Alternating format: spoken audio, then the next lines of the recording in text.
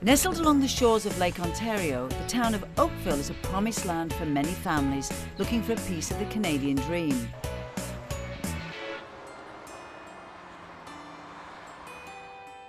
But behind the manicured facade of suburban bliss, there are many families who are falling between the cracks and struggling just to survive.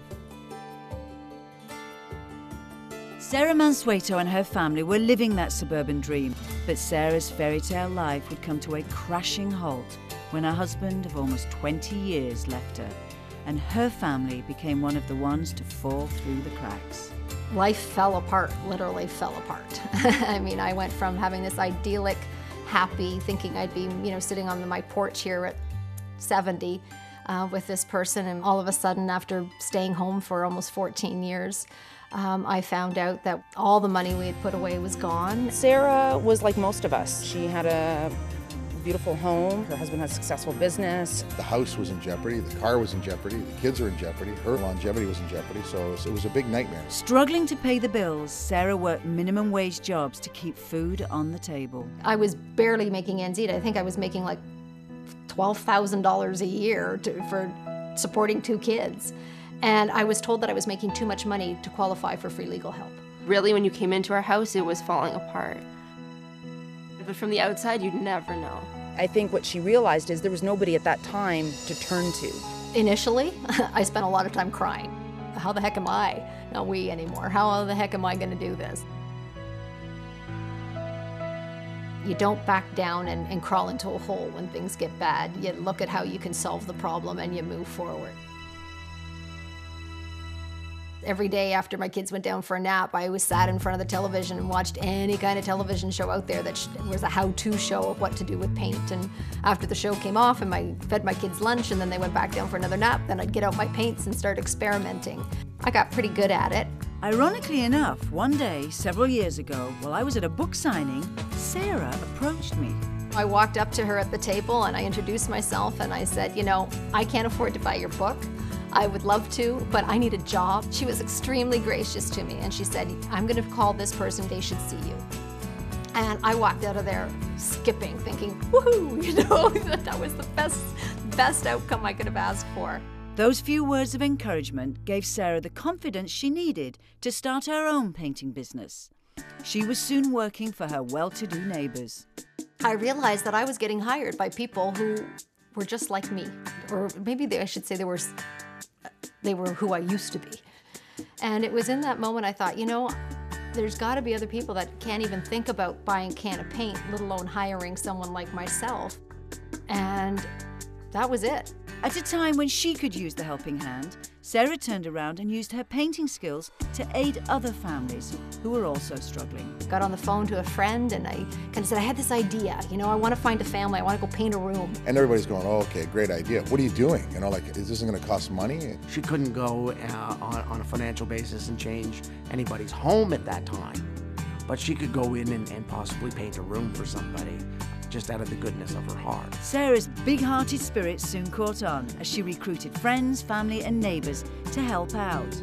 Her idea quickly mushroomed into Walls of Hope, a volunteer-driven organisation that transforms the homes of struggling families in just 3 short days. I had no paper on the family, I had no charitable number, I had nothing. I said, hi, my name's Sera, and I'm gonna talk a lot, and I'm not gonna leave until you give me what I ask, because you should really do this. It was the big thing I went after, was bedroom sets. If we can't get it free, he's giving us really good, deep discounts. All the materials are donated, so it's a lot of coordination. They're always in need of someone to take out the garbage, lift up a floor. We kind of do whatever it takes to make things happen. We empty the house, we get things ready, we go in, and this army of people show up, and it's boom, boom, boom, boom, boom. It's much, much more than a paint job by the time we're finished. I'd like to introduce to you your Walls of Hope team that was here. I was a fairly new single parent. I have 4 children. 3 of my sons have an autism spectrum disorder and a couple of them have Tourette's, one's hearing impaired. I was struggling and trying to put just basic housing over our heads. Mom, look! We are there to give them the boost they need to be the people that maybe they were at one time or the people they could be. We want to give them a hand up, not a handout.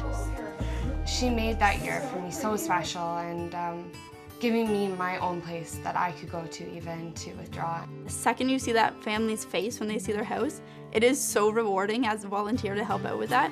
It's just infectious. It just makes you want to work even harder. My husband Tony has MS, my son has epilepsy, and my daughter Leslie has a mitochondria disease, so she uses a wheelchair and a walker to get around the house. I cried pretty well every single day that they were in our home because it was love in action. And I said, look at all these people that we don't even know, and they've taken their own time, their weekend, their funds. It was just a beautiful love story. I've dealt with depression for a while, and they not only transformed our home, but they transformed hope within myself.